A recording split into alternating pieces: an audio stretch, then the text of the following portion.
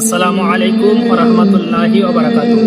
Brother in ইসলাম, আপনাদেরকে আজকে একটা ইয়াজিদের নাপাক সন্তান দেখাবো। সর্বপ্রথম এই ইয়াজিদের নাপাক সন্তানটাকে দেখেন। হচ্ছে পাক্কা ওয়াহাবি, মাথায় ঘুমটা আছে, দেখছেন তো? মুসলমান বাঘের মতো দেখতে কিন্তু বাঘ নয়, তার নাম হলো বিড়াল। পুরুষের মতো দেখতে কিন্তু আসলেও পুরুষ নয়, সেটা হলো এই ওয়াহাবি ঘুমটাওয়ালা মৌলবিগুলো।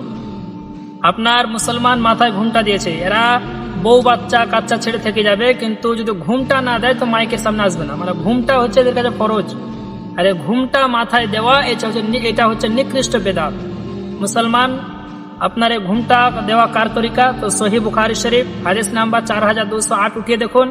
এই বুখারী শরীফের মধ্যে হাদিস, হযরত আনাস রাদিয়াল্লাহু তাআলা আনহু জুমার দিনে একদা দেখছেন যে কিছু সাহাবী মাথায় ঘুমটা দিয়ে এসছেন, সকলের মাথায় ঘুমটা আছে। তো হযরত আনাস বলছেন যে তোমাদেরকে খাইবারের যুদ্ধের ইহুদিদের মতো লাগছে, অর্থাৎ খাইবারের যুদ্ধে যে ইহুদিগুলো এসেছিল মুসলমানের সঙ্গে আপনার যুদ্ধের জন্য, সেই ইহুদিদের সকলের মাথায় ঘুমটা ছিল।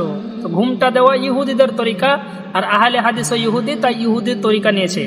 এ মুসলমান, আল্লাহর নবী সাল্লাল্লাহু আলাইহি ওয়াসাল্লাম বলে দিয়েছেন এই ঘুমটা যারা পরিধান করে, আপনার মিশকাত শরীফের হাদিস, মিশকাত শরীফ 475 পৃষ্ঠা লাইন নাম্বার 345 মধ্যে লিপিবদ্ধ আছে, আন আনাসিন রাদিয়াল্লাহু তাআলা আনহু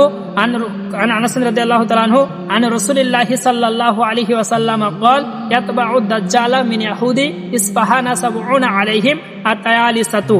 আমার বিশ্ব রাসূল বলছেন যে যখন দাজ্জাল দুনিয়ার বুকে আবির্ভাব করবে, যখন দাজ্জাল আসবে, 70,000 ইহুদি সে দাজ্জালের সঙ্গ দেবে, যাদের সকলের মাথায় ঘুমটা থাকবে।